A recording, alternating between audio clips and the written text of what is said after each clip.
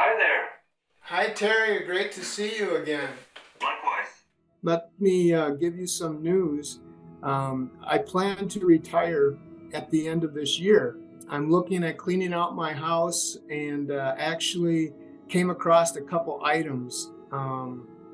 One was a wallet that my great grandfather Eric brought with him when he immigrated from Norway to the US. And I know it was before he left Norway because of the date that's engraved in the wallet. It's 1872. Also, I have the Bible that my great grandmother Ingeborg brought with her when she came in 1880, and again that Bible is engraved with the year before that. But I recalled that you've taken over as the museum director in Norway of a museum dedicated to, the theme of immigration, and thought what better thing than to donate them to you so that you can have them in the archives, but then also that, Eric and Ingeborg never were able to return to Norway, but I thought these items that they brought with them could be returned, and maybe even plan a visit to Norway to bring the items to you personally. Thank you for uh, the nice words, and I'm very humble, to hear about that, and the fact that these family items that have belonged to your family for 140 years plus, and I'm very thankful that you're thinking about the museum and to donate them to us. So we're on our way to Grandma's house in Gelmonton. We're going to look at some of the things that she has and pictures of my great-grandparents' farm, pictures of them. Probably also go back to Bennett Valley and see the farm that they had when they lived here.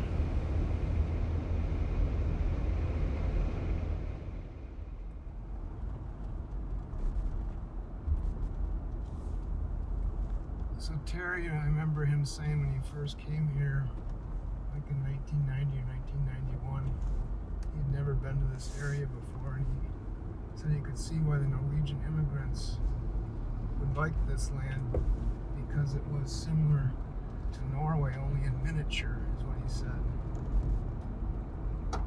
Is it because of all the hills? Yeah, the valleys.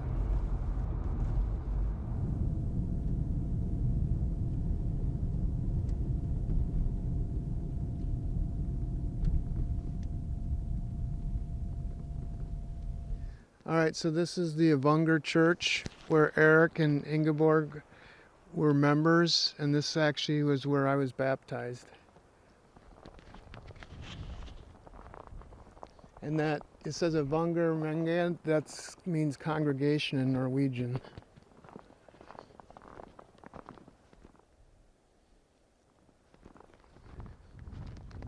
So this is where their family plot is. So the Bjorgo monument is here, and then Eric and Ingeborg, and then my grandpa and grandma are all buried in this plot.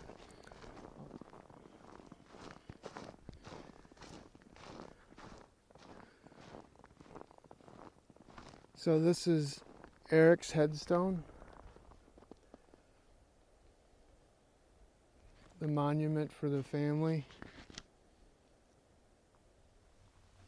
So we were really fortunate to be able to get a lot of the items from our family and the family history. And I thought it was important that by giving them to the museum, there's many people that can enjoy it, and the history, will live on. And it's difficult to decide who should get the items because they have so many descendants today.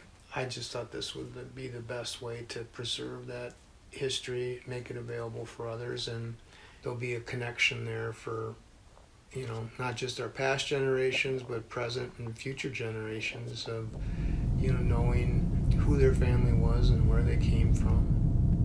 Okay, so we're going to turn right here on what's called Double B. And so on this corner, where you see that little shed there, this was a store, and then the schoolhouse was right behind it. On that hill. And then the edge of that hill, that's part of the farm. And then this was their farm here on the left, right against the side of the ridge.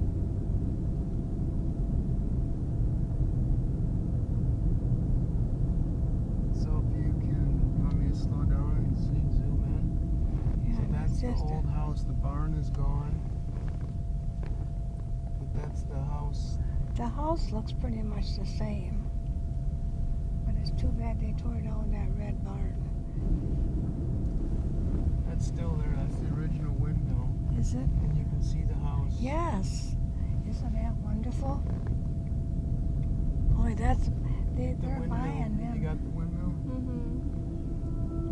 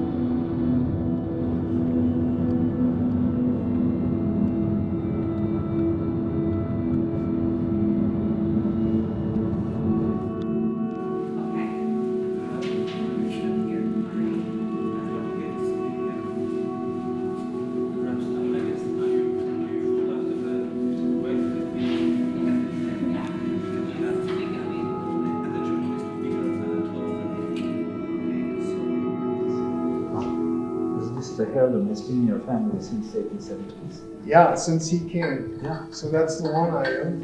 And then the second item is this New Testament Bible. And then my understanding is that it belongs to, right? Ingeborg, Michael's daughter, Lean, 1879, and she immigrated in 1880. So there. Thank you Thank you. so much. Yeah, And on behalf of the museum, I'm so glad that we can have these heirlooms. And thank you so much. It could be a good addition to the collections that we have. And also to see the ties across the Atlantic that exist. And also that special relationship with the, with the family ties that we have as well. It makes it even more special. No. So, but thank you so much. No. Thank you. And so I say, very so good. Tack ska du ha. Varsågod. Tack. Okay. Thank you.